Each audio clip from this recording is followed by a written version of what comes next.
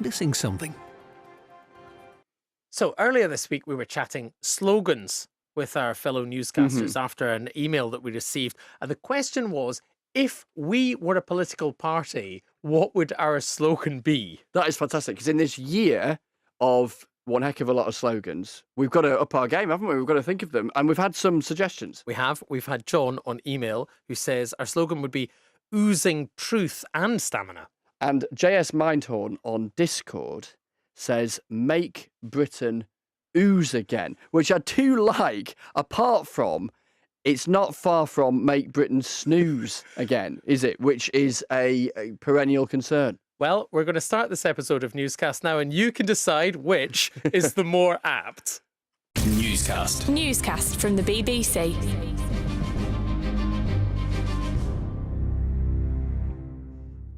Hello, it's James in the studio in Westminster. And Chris in Westminster too. Now, you can send us your slogans. Why not? We need more slogans. We do. We need all the help we can get. Send them in. On this episode, we're going to be talking about money, aren't we, Chris? Money and tax and interest rates and everything economy, really. Yeah, and a couple of guests, interesting guests on that in a minute. But before that, I've been speaking, in fact, to Laura Trott, the Chief Secretary to the Treasury. And so we can first of all have a listen to what she had to say. Hello. Hello, delighted to be on. Thank you very much for coming in. So today's news, I suppose, the first piece of news is interest rates not moving. Yes. 5.25%. Yes, they're sticking. Sticking. Is that a worry? Well, I think it's good news for families up and down the country that it appears that interest rates have peaked.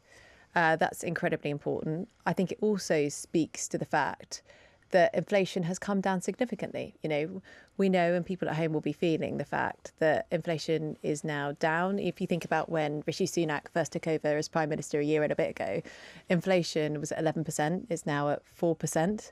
That hasn't happened by accident. That's because of the actions of the bank and of the government. Mainly the bank, though, no? No, I think it's really important when we talk about this. And I think most economists, well, all economists would recognise that the government has a huge role to play in this as well. I mean, just think about the autumn statement, right? That's assessed by the OBR, so which is the statistician when it comes to these things, about whether it's inflationary or not. Okay, so it's absolutely vital that government plays its role with fiscal policy alongside the monetary policy. Yeah, just to be clear, they're assessing to see whether it's inflationary, not to see whether it's going to bring inflation down. That's not quite the same thing. Yeah, but you can undo the work of the Monetary Policy Committee in a heartbeat. And by the way, it's very easy. It's much easier to spend money in government and be inflationary than to do the opposite. And this is the point about why, you know, what we've done. And it has been really difficult, right? Like really difficult in the last year. We've had to make some really difficult decisions, which have been opposed by the Labour Party, which has meant that we are in this position where the economy has turned a corner and we're now able to do things like cut taxes. Are you? Yeah. More than you've cut already? No, just in terms of the Chancellor insurance. seems to be saying this week, I accept that, of course, you've cut national insurance, albeit the tax burden remains at a 70-year high. I think it's really important also when we talk about the tax burden overall, because yes, you're right. And that is because we spent £400 billion during COVID and £100 billion supporting people's energy costs during Putin's energy crisis. But that's not uniform, right? Like we have made decisions within that to put the tax up for people on the highest tax brackets, right? Their tax has gone up, you know, quite a lot. And for people on the lower tax brackets, their tax has actually, if you look at it, has come down from 2010 compared to what it would have been. So there's a nuanced picture within that. We've made some real decisions within that. But overall, we want the tax burden to come down, and we will try and bring it down further when it's fiscally responsible to do so. Oh, yeah. What a caveat. How many times a day do you say when it's fiscally responsible to do Whenever I possibly can. I wake up and have my breakfast when it is fiscally responsible to do so. I could imagine. Because the very clear implication, it's getting further on from an implication from the Chancellor. He's not going to be able to cut taxes much more in the next budget, is he? Well, I think what he's been cleared about is that, you know, we don't have the final forecast yet, but from initial forecasts, it looks like we won't have the headroom that we had at the autumn statement. We believe in low taxes. We think that low taxes do drive growth. That is really vital. There's evidence of that throughout the world. But we have to be responsible in the way that we've done this. I told you, I say fiscally responsible 25 times a day. But we will only do that when it is right for the economy and when it's right for everybody listening to this podcast. Are you just Or before watching this podcast too? I you forgot can about do that. Yes, both. That's exactly, yeah. exactly right. Listening or indeed watching. Your economic argument, your principle is you cut taxes. That allows the economy to grow. This is your philosophy, and everyone's better off. Yes, in really simple terms. No, I say the prerequisite for that is to bring inflation down, because you cannot have sustainable growth in a very inflationary environment. It undermines business confidence, it undermines consumer confidence. So the key thing is to bring inflation down. When you've got a low and stable inflationary environment, it allows us to really focus on growth. And that means, when inflation is lower, then monetary policy is generally more aligned with that as well. Do you accept, though, that growth in the UK has been a problem for quite a long time, and that is linked to productivity, which has also been a problem and arguably stagnant for a long time? And I mean predating the pandemic here. So I would answer that in two ways. I think in terms of growth, again, if you look back a year and a bit ago, we were forecast to have the longest and deepest recession for 100 years. That was what the Bank of England was saying. That's what other fiscal forecasters were saying. So, we are in a position where we haven't had a really deep recession in the last year. That's really positive for people.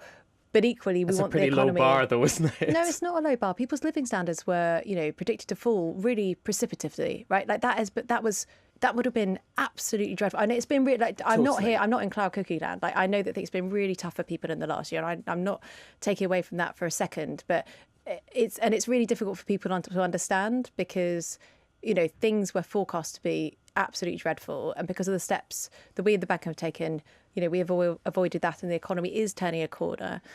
So that would be the first thing that I would say. In terms of productivity, though, this is absolutely a structural issue with the UK economy. We have not been doing as well at this than other comparable countries. It's something that we are looking at. But then I also would say that, in terms of our growth since 2010, we've grown faster than France and Germany and Japan, a number of countries with much higher productivity, which makes that achievement, I think, even more significant. So what's the problem with productivity? It's not where it needs to be. I get that. And then so part why? of that is, Sorry, why? Is why really no. Well, so part of that is related to business investment, which is why we did full expensing at the autumn statement. And that is something where we have now one of the, I think the most competitive regulatory environment around that, tax environment around that in the G7, which is a really positive thing. Yes, but I hear you, and I'm not taking away from that, but I'm just trying to take a step back and look, over the period of the last, say, 10 or even 20 years, or certainly the period you've been in power of the past 14 years or so. What is the structural problem with productivity? Well, and why have you failed to get to grips with it, to be blunt? Part of it is business investment. But why is it taking you 14 years to figure that out? No, it's not. We've done a lot, and things have improved. And also, one of the things I'm looking at now is public sector productivity. Right, that's part of the work that I'm doing. I took on in my role as Chief Secretary of the Treasury, and also, doing these tax cuts is really expensive. Right, this cost over £10 billion, and there's a lot that we've had to do in the last 14 years, which have been very expensive as well. So but this, I think, is something, and it's a real priority of the Prime Minister and the Chancellor to push it through. So ideologically, you have spent £10 billion on tax cuts that could have gone into the NHS and schools. Why did you do that? Because we believe this is crucial to growing the economy. You grow and the that NHS. Is how you fund public services ultimately in the long run. So you think, when is this big tranche of money going to come pouring in to the NHS as a result of these national insurance cuts you've made? Well, if you look at what the OBR said is going to be the impact of both the spring budget and the autumn statement in terms of the reforms that we made in that, they think it's going to boost growth by 0.5%. That's really significant, right? That is millions and millions and millions and millions of pounds for the economy. So we hope that over time, across the kind of forecast period, that is what is going to happen, and that will be really good for our public services. But just to be clear, so if you're looking at the OBR's forecast that it published alongside the autumn statement, it's talking about real GDP growth in 2023 of 0.6%, in 2024 this year of 0.7%. And then I think if we're looking ahead to 2025, 1.4%. That's not bringing really significant money in to the NHS or other public services for years to come, is it?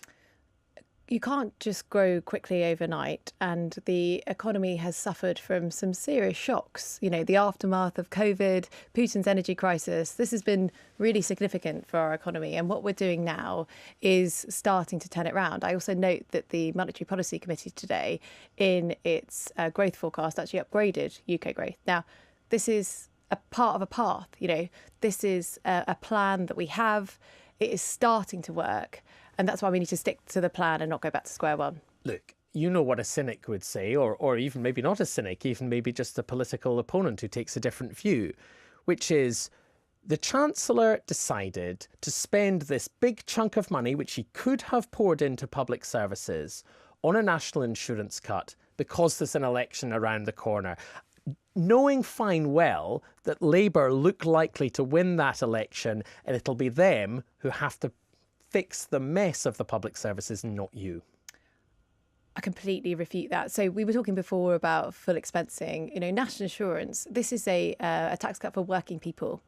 And that's really important because it has a supply side effect, it has an effect on the workforce. So the OBR said that it's going to get tens of thousands more people into the workforce. That is extremely important. You mentioned before the fact that we have a high number of vacancies at the moment in the economy. This is going to be absolutely vital to fill those. But so this is a real growth measure. This is a growth measure. Sorry, but those working people will have to wait, what, 3, 4, 5 years before they're in a position where they can hope that they won't have to wait 6 months to get their hip replaced on the NHS, or a year, or however long it is. I'm not denying there are significant issues with NHS waiting lists at the moment, and we are working really, really hard to address those. We also put £6 billion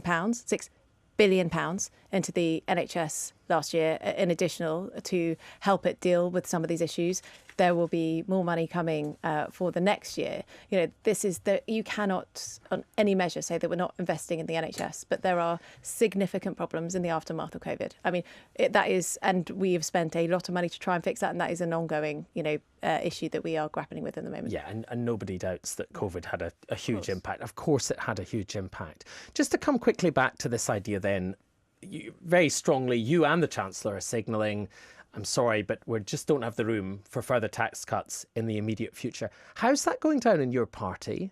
I imagine there's quite a few people in the ranks of the Conservative Party who are not happy about that, who think you really should be doing more on tax cutting. We want to do as much as we can, and that is fiscally responsible. I think my party is entirely aligned around the fact that we want to cut taxes where it's fiscally responsible to do so, that taxes are the path to, low taxes are the path to higher growth. But are you getting emails or WhatsApps or texts or however everyone's communicating these days from fellow MPs saying, Laura, where are our tax cuts? We're the party of tax cuts. What's going on here? We're not happy. As you can imagine, before a budget, we rightly receive a number of requests from colleagues, which we absolutely listen to. So we're there is talking to people unhappiness the whole time. in the party ranks not about unhappiness. the not at all. tax Like, cut I mean, look, when position. I was a backbench MP, I was going up to the Chancellor and the Chief Secretary to the Treasury and saying, I think this is what I want for my constituents. These are the things that I think my businesses would benefit from. Are you enjoying that as much now as you did then? I am loving that, obviously.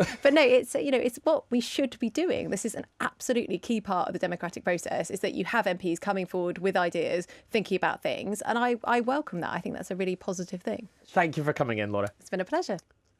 Well, let's talk a little bit about what we heard there and some other subjects of the week with Siobhan Haviland, who's Director General of the British Chamber of Commerce. Hi, Siobhan. Hi. And the former Conservative Cabinet Minister David Gauke, who, among other things, relevantly, was Chief Secretary to the Treasury. Hi, David. Hello. What did you think of that interview? Well, there's a lot of expectation management now happening, rather belatedly. Until very recently, what we were getting from the Treasury, including the Chancellor of the Exchequer, was all tax cuts on the way, which I have to say, as an old hand at the Treasury, sounded very strange to me, because you usually want to have a bit of a surprise. But I've always been a little bit sceptical that there was going to be quite as much money knocking around for tax cuts come the budget. We're in a pretty constrained position. The spending plans, frankly, for 2025 onwards don't look terribly credible to me. I think they're much tighter than any government will be able to deliver. We've also got, we mustn't ignore the fact that the priority tax cut for the government is going to be fuel duty and stopping that rise. And that's going to cost 5 billion quid or so. So the idea that there's lots more money for income tax cuts or national insurance cuts or inheritance tax, whatever it might be, I mean, they might yet get lucky, but I think they're quite right to be warning, if they want a reputation for fiscal responsibility, they're going to have to tread carefully. Siobhan, the curiosity here is that quite often government ministers prior to a budget will blame people like me, journalists, for speculation and all the rest of it. As David says, we've had a newspaper article from the Prime Minister, I think it was a couple of weeks ago, from the Chancellor as well, sort of aerating this balloon around tax cuts, and now they seem to be trying to gently take a bit of air out of it. Managing our expectations, maybe. So look, tax cuts for consumers often make them feel a bit richer, a bit more money in the pocket, which is clearly good for business, because that's the angle I'm coming at. And the tax burden's at a record high. Indeed. But what we do say to the Chancellor is, if we're thinking a bit more long-term, Chancellor, thriving businesses mean a thriving economy, more jobs, that is more taxes back to you, Chancellor, that we can use to pay for our teachers and our nurses. And that's really where we need him to focus. Which is what we were talking about exactly with Laura Trott. But I wonder, David, and this is just a theory that sprung into my head and is probably nonsense. Do you think that you heard the Prime Minister and the Chancellor talking about tax cuts because that was a message not for the country but for the party?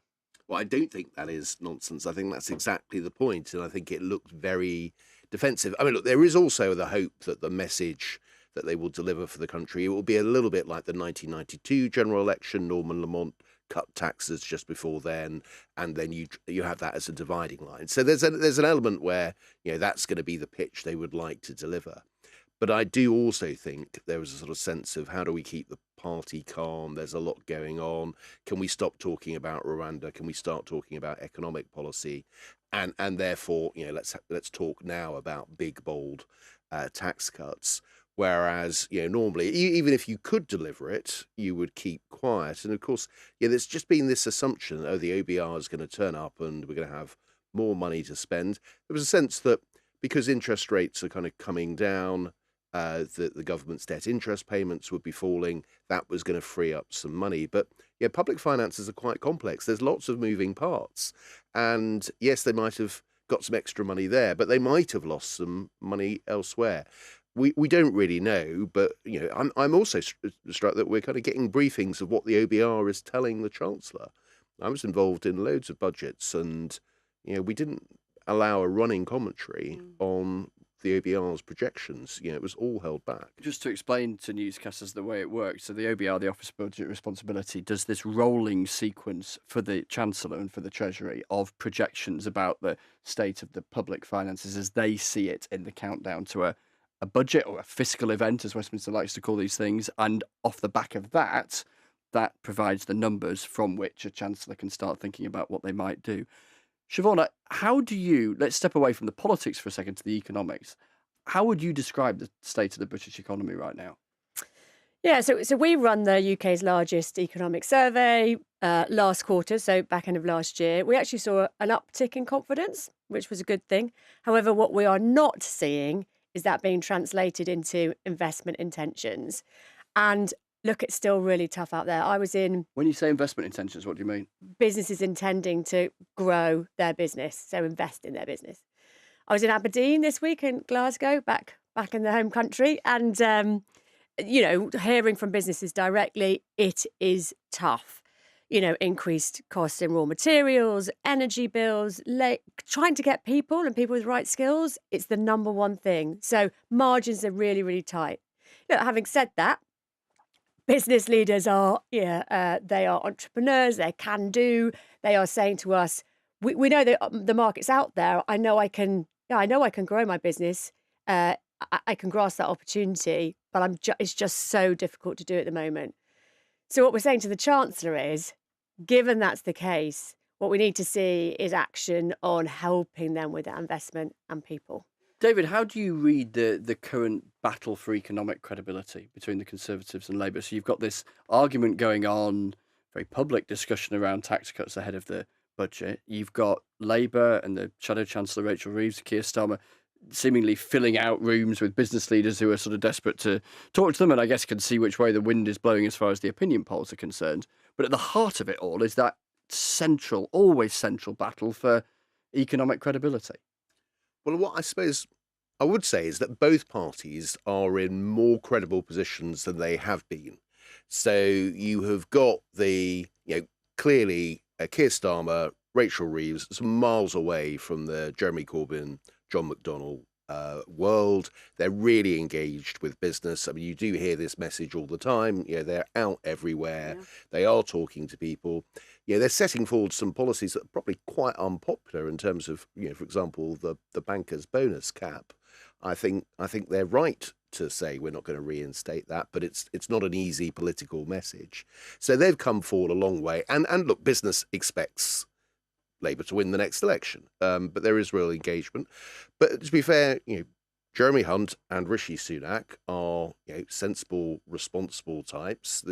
We are not in the sort of Liz Truss, Kwasi Kwarteng sort of stage here. At least you would hope not. Which is why they still have to be a bit careful about all the tax cut promises, because they don't want to get into that territory. So I think both are competitive here, but Labour are making real progress. And you're talking about Keir Starmer talking to business. And that's exactly what he's been doing today at an all-day Labour business summit.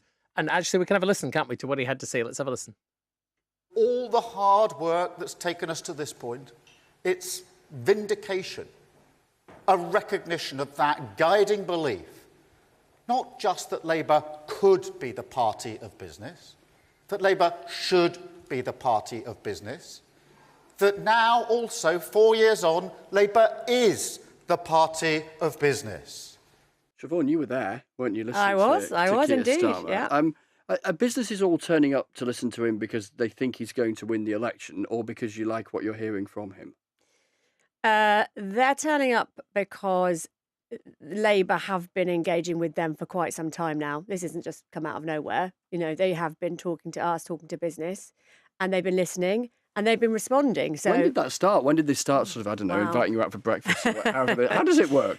Gosh, I mean, I've been doing this job for 2.5 years, and as an organisation, we're an apolitical organisation. We talk to people of all colours, or political stripes, I should say. And so all the way along. Obviously, as you get closer to election, it feels like people are ramping up. Is it breakfast? Is it coffees? How does it work? All of the above. It's round tables. We've taken. I've been out with Johnny a couple of times over the last. Johnny couple Reynolds, of months. the Shadow Business Secretary. Yeah, out to meet businesses in our chambers, Wellingborough last week, and people tell him how they feel, and he takes it on board. And what they've come back with, clearly they haven't got down into the detail yet, but what they've come back with is missions around growth. Rachel talked about tax plans, so long-term, consistent. First name terms I'm hearing here. Of course. Interesting, Wellingborough, of all places. Where there's it wasn't a surprise there, was it? Yeah. And just in the interest of balance, you were at number 10 today as well. You've had a very busy day. I've had an excellent day. So yes, I was at number 10. The PM held a panel with SMEs, celebrating SMEs, obviously. Small and medium-sized enterprises. Thank you. The backbone of our economy. I'm sure many of your listeners work in them. And it was great. We had a female entrepreneur there. She talked about how hard it was growing a business. You get up, you work hard, you get kicked in the face, and then you get punched in the face, and then you go to sleep, and then you do that again. And you're running a gym, a boxing gym. The PM made some quite funny joke about how he might well know about what it's like to get up, work hard, get punched in the face, go to sleep, and do it again, which the room quite liked. That's a good story.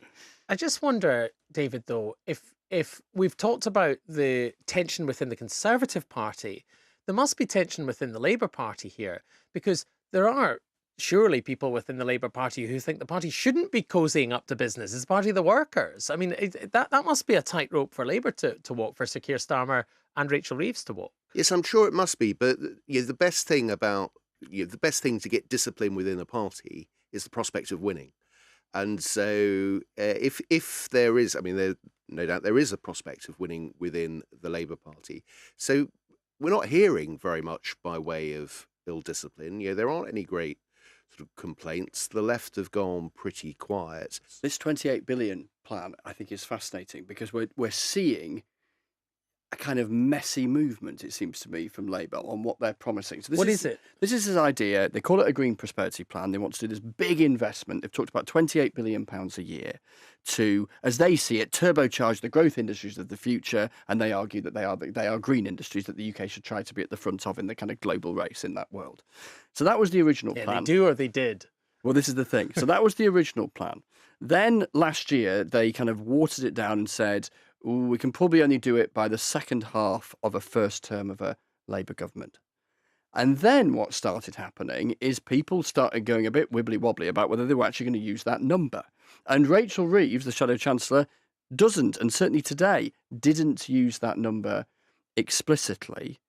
But curiously, Keir Starmer, in an interview, did. So this hasn't been a linear dilution of the promise.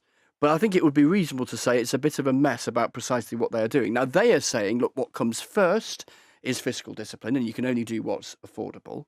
And I just wonder what they might say and whether they're willing to be a bit more explicit the other side of a budget next month, as it now is, particularly if there are some tax cuts and they can say, well, actually, all those numbers are a bit tricky and maybe it's going to take a little longer, blah, blah, blah. But I think it is not unreasonable to say that they're in a bit of a mess on it. And certainly their critics are saying, hang on a minute, is this another sort of U-turn? Or the Conservative attack line is one of, this is an awful lot of money and does that mean higher taxes? And I wonder, Siobhan, how business reads this, because it seems to me they're not being absolutely explicitly clear.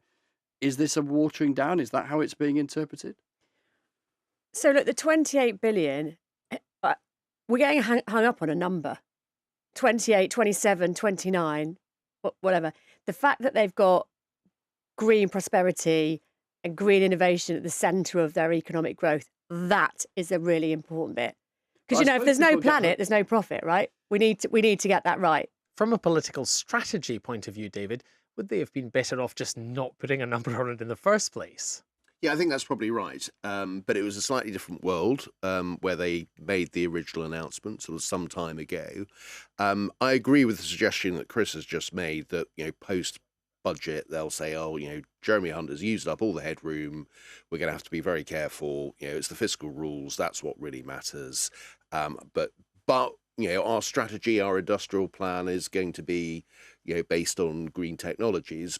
But we will only be able to spend what we can afford. The Conservatives are quite excited about this as a vulnerability. I mean, they said, if you're going to, and the number's useful to them, isn't it? And because they can hang this colossal number around the neck of. You're either going to borrow more or you're going to tax more. Which is it? And they'll just want to keep harping on about that. The risk, I think, for Keir Starmer in moving away from the number, which he has to sort of balance, is. Does it mean he doesn't stand for anything? Where's the definition? Where's the growth plan? I think that's less of a problem for him, to be honest, than the 28 billion. So I think they probably will drop it. And I think that's probably the right course for them. I think that's all we've time for on this episode of Newscast. Siobhan, thank you very much. Thank you very much. David, thank you very much. A pleasure. Nice to see you, James. Nice to see you too. Bye-bye. Bye-bye. Newscast. Newscast from the BBC.